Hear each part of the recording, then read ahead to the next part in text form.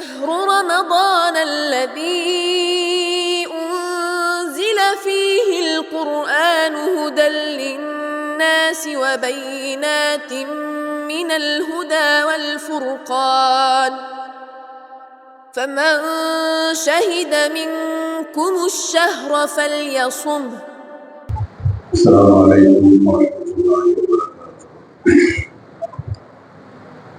الحمد لله رب العالمين. اللهم صل على سيدنا ونبينا مولانا محمد وعلى آله وأصحابه أجمعين.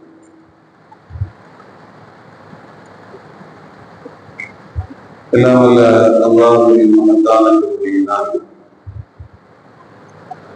நேற்றைய தினம் குழந்தைகளை பெற்றோர்கள் பராமரிக்க வேண்டிய ஒரு சில விதங்கள், ஷரியத்தினுடைய அடிப்படையில் குழந்தைகளை நாம் எப்படி கவனிக்க வேண்டும், கையாள வேண்டும் என்பதை நாம் பார்த்தோம். சில நேரங்கள்ல நம் வீட்டு குழந்தைகள் கடுமையான புத்திசாலிகளாக இருப்பார்கள், ரொம்ப அறிவாளிகளாக இருப்பாங்க. இன்னும் சொல்ல போனா நம்மளை விட கொஞ்சம் மேலவே இருப்பாங்க. அவர்களுடைய அறிவு வெளிப்படுவதற்கு சில நேரங்கள் நாம் அவர்களோடு பேசுவதும் அல்லது சில இடங்களுக்கு அவர்களை நாம் அழைத்து செல்வதும் காரணமாகும். ரஸாலி ரஹ்மத்துல்லாஹுடைய உஸ்தாத் ஆசிரியர் இமாமுல் ஹரமீன் அப்படிங்கிற பெரியார், இவங்க ரொம்ப இஸ்லாமிய ஞானத்தில் தேர்ச்சி பெற்ற ஒரு மகான். ஏன்னா ரஸாலி இமாமுடைய உஸ்தாதுன்னா அவங்களுடைய ரேஞ்ச் என்னன்னு நமக்கு ஓரளவுக்கு விளங்கும். அவங்க சொல்றாங்க, எனக்கு ஒரு 7-8 வயசு இருக்கும். அப்படி 7-8 வயசா இருக்கும்போது எங்க அக்கா எங்க இல்மு சம்பந்தப்பட்ட நிகழ்ச்சிக்கு போனாலும் எனக்கு கொண்டுட்டே போவாங்க. அங்க வரக்கூடிய பெரிய பெரிய அறிஞர்களோடு நானும் பேசுவேன். அப்படி பேசுறதுனால அல்லாஹ் ஒரு சில ஞானங்களை அந்த 7 வயசுலயே எனக்கு கொடுத்திருந்தான். எங்க நாட்டுல திடீர்னு ஆட்சியில ஒரு மாற்றம் வந்துச்சு. அந்த ஆட்சியில மாற்றம் வந்து கிரேக்க தத்துவத்தை நம்பக்கூடிய ஒரு பல்சபியான மனுஷன் ஆட்சிக்கு வந்துட்டான். அவன் எல்லாமே இயற்கைன்னு பேசக்கூடியவன், அல்லாஹ்வை ஏத்துக்க மாட்டான். எல்லாம் இயற்கை, தானாக தோன்றி தானாக உலகம் இயங்குது அப்படிங்கிற சித்தாந்தம் கொண்ட மன்னன் அவனுக்கு ஒரு நாள் இஸ்லாமிய அறிஞர்களை எல்லாம் ஆளுங்களை எல்லாம் கூப்பிட்டான். அரசு சபைக்கு கூப்பிட்டு, அல்லாஹ் இருக்கிறதா நீங்க சொல்றீங்க, அவன் எல்லா இடத்திலையும் இருக்கிறதா நீங்க நம்புறீங்க, அவன் எல்லா இடத்திலையும் இருக்கிறான் அப்படிங்கிறத இப்ப நிரூபிக்கணும். அப்படி நிரூபிக்கலன்னா இங்க இருக்கிற எல்லா ஆளுங்களுடைய தலையை நான் வெட்டிடுவேன். ஏன்னா சும்மா எல்லாம் பேசக்கூடாது. அல்லாஹ் இருக்கான் அல்லாஹ் இருக்கான்னு பேசிட்டு இருக்க கூடாது. அவன் இருக்கிறான், எல்லா இடத்திலையும் இருக்கிறான் அப்படிங்கிறத குர்ஆன் ஹதீஸ் கொண்டு நிரூபிக்கணும். அப்படி நிரூபிக்கலைன்னா உங்க தலையை வெட்டிடுவேன். திடுதுப்புன்னு இந்த வார்த்தை ஆளுங்களுடைய காதுல விழுந்த உடனே யாராலும் உடனடியா பதில் சொல்ல முடியல.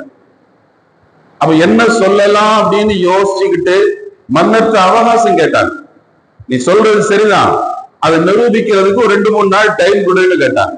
அதெல்லாம் தர முடியாதுன்னா இப்போ உடனே சொல்லணும், இல்லைன்னா தலையெடுத்துருவேன். 7 வயசுல இருந்த இமாமுல் ஹரமீன் எழுந்தாங்க. அங்க அவ அப்பாவும் இருக்காங்க. எழுந்து சொன்னாங்க, மன்னரே நான் சொல்லவா பதிலு? இந்த கேள்விக்கு இவ்வளவு பெரிய ஆளுங்கள்லாம் பதில் சொல்லணும்னு அவசியம் இல்லை, நான் சொன்னாலே போதும். அவன் மேல இருந்து கீழே வர அவன் பார்த்தான். பார்த்துட்டு சொல்லுங்க. யூனுஸ் அலைஹிஸ்ஸலாம் மீன் விழுங்கிச்சா அப்படின்னு கேட்டாங்க. மன்னர் சொன்னா ஆமா விழுங்கிச்சு. மீன் எங்க இருக்குது? கடல்ல இருக்கு.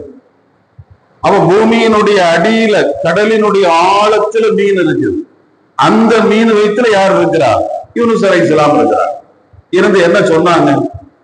லா இலாஹா இல்லா அன்த சுப்ஹானக இன்னி குன்து மினல் ஸாலிமீன் சொன்னாங்களா? மன்னர் ஆமான்னார். அதுக்கு என்ன அர்த்தம்? லா இலாஹா எந்த கடவுளும் இல்லா அந்த அல்லாஹ் ஒன்ன தவிர. அந்தனா என்ன அர்த்தம்? ஒன்ன தவிர, நீன்னு அர்த்தம். முன்னால ஒண்ணு இல்லாம நீன்னு சொல்ல முடியாது. அப்ப கடல் வயிற்றில இருந்து மீன் வயிற்றில இருந்த யூனுஸ் அலைஹிஸ்ஸலாம் கடலினுடைய ஆழத்துல இருந்து அல்லாஹ்ட்ட பேசும்போது ஒன்ன தவிர இலாஹ் இல்ல, ஒன்ன தவிர கடவுள் இல்ல, சுபஹானக்க நீ பரிசுத்தமானவன், இன்னீ குன்து மினல் ஸாலிமீன் நான் ஒரு அநியாயக்கான, என்ன இந்த மீன் வயிற்றுல இருந்து வெளியே கொண்டு வா அப்படின்னு யூனுஸ் அலைஹிஸ்ஸலாம் சொன்னாங்கல்ல, அந்த நீன்னு சொன்னாங்கல்ல. அப்ப அல்லாஹ்வுடைய ஆட்சி வல்லமை கடலுக்கு அடியில இருக்குதுன்னு குர்ஆன் சொல்லுது. நம்புறியான்னு கேட்டான். மன்னர் சொன்னாரு, சரி சரி ஓகே சொல்றது கரெக்ட் தான், அடுத்து வா கீழே இருக்கிறான், ஓகே மேல இருக்கிறாங்கிறதுக்கு என்ன ஆதாரம்? இமாமுல் ஹரமீன் சொன்னாங்க, நபி ஸல்லல்லாஹு அலைஹி வஸல்லம் மேராஜுக்கு போனாங்கல்ல, ஆமா நீ ஏத்துக்கிறியா? ஏத்துக்கிறேன். மேராஜுக்கு போன ரசூலுல்லாஹ் அல்லாஹ்ட்ட என்ன சொன்னாங்க? அல்லாஹ்வை பார்த்த உடனே சொன்ன வார்த்தை லா உஹ்ஸி ஸனாஅன் அலைக்க அன்த கமா அஸ்னைத அலா நஃப்ஸிக. அல்லாஹ் உன்னை எப்படி புகழணும் அப்படிங்கறதெல்லாம் எனக்கு தெரியாது, என்னால உன்னை பரிபூர்ணமா புகழ முடியாது, நீ உன்னை எப்படி புகழ நினைக்கிறியோ அப்ப புகழ் உனக்கு அப்படின்னா. இங்க ரசூலுல்லாஹ் பயன்படுத்தின வார்த்தை என்ன வார்த்தை? லா உஹ்ஸி ஸனாஅன் அலைக்க, உன்னை என்னால புகழ முடியாது, அந்த நீ அசனைத்த அந்த கமா அசனைத்த அலா நஃப்ஸிக, நீ உன்னை எப்படி புகழ நினைக்கிறியோ அப்படி, நீ நீ நீன்னு 3-4 இடத்துல ரசூலுல்லாஹ் பேசுறாங்க. மேராஜ் எங்க நடந்துச்சு? பூமிக்கு அடியிலையா வானத்துக்கு மேலையா? வானத்துக்கு மேல தானே. அப்ப வானத்துக்கு மேல போன ரசூலுல்லாஹ் அல்லாஹ்வை பார்த்து தானே அலைக்க அந்த அப்படின்னு சொன்னாங்க. இது ஹதீஸ்ல தானே இருக்குது, மேல உள்ளது குர்ஆன்ல இருக்குது, இது ஹதீஸ்ல இருக்குது. அது கீழே நடந்தது, இது மேல நடந்தது. ரெண்டுமே அந்தேன்னு 2 நபிமார்கள் அல்லாஹ்வை நீ நீன்னு பேசுறாங்கல்ல. ஆமா, அல்லாஹ் எல்லா இடங்களிலும் பரிணமிக்கிறான். அவனுடைய வல்லமை, அவனுடைய ஆட்சி, அவனுடைய மகிமை எல்லா இடங்களிலும் பிரதிபலிக்குது என்கிறது குர்ஆன் ஹதீஸ் மூலமா நிரூபணமாகவில்லை. ஆமா, எல்லாரும் போலாண்டாம். இங்க பெரும் பெரும் தலைகளால் பதில் சொல்ல முடியாத ஒரு இக்கட்டு ஏற்பட்ட போது 7 வயசா இருந்த இமாமுல் ஹரமீன் சொல்றாங்க, நான் பதில் சொல்றேன் அப்படின்னு.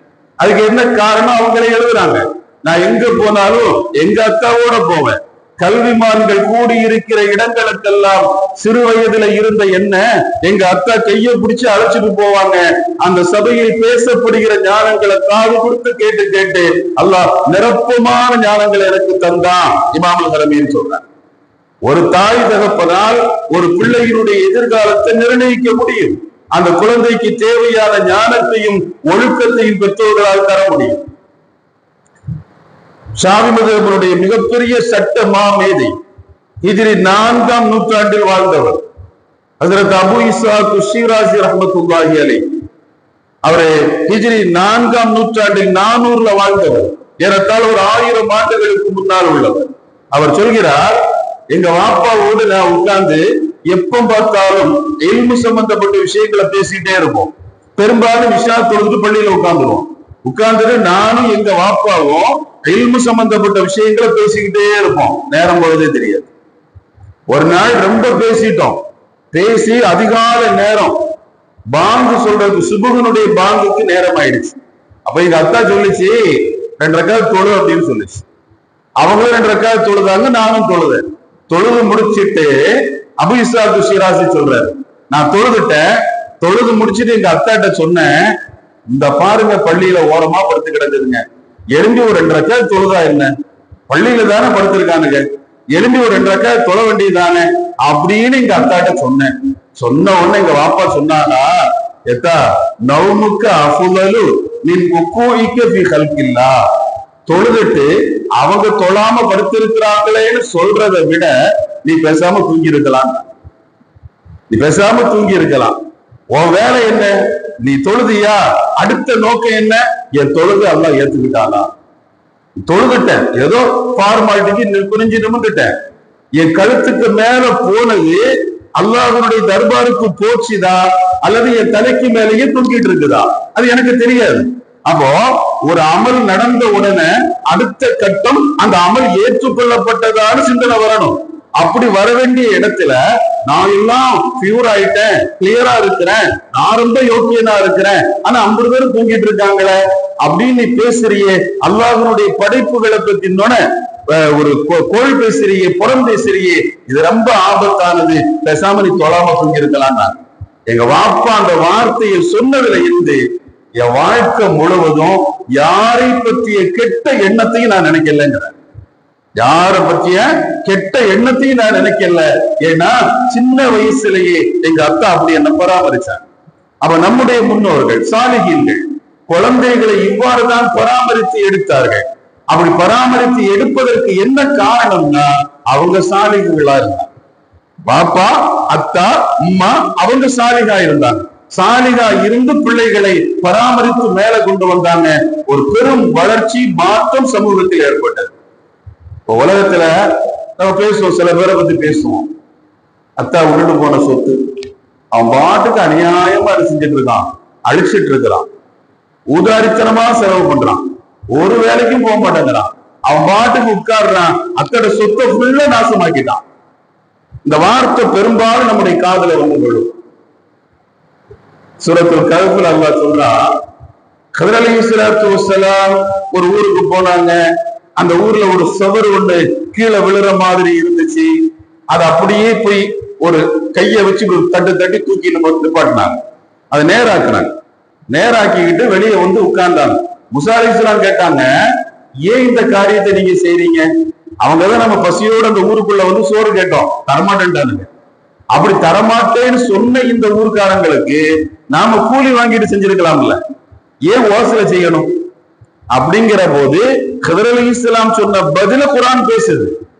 குர்ஆன் அல்லாஹ் சொல்றான், அந்த சுவரை ஏன் தூக்க சொன்னேன் தெரியுமா? அந்த சுவத்துக்கு கீழே 2 எத்தீம்களினுடைய புதையல் இருக்கு. அந்த எத்தீம்களினுடைய அத்தா மௌத்தா போகும்போது உறவுக்காரங்களை பயந்து தன்னுடைய சொத்தினுடைய பொருளை எல்லாம் தங்கமா மாத்தி அதை ஒரு பானையில போட்டு அதை ஒரு குழி நோண்டி அந்த குழிக்கு உள்ளால பானையை வச்சு அடையாளத்துக்காக அந்த சிவத்தை கட்டி இருக்காரு.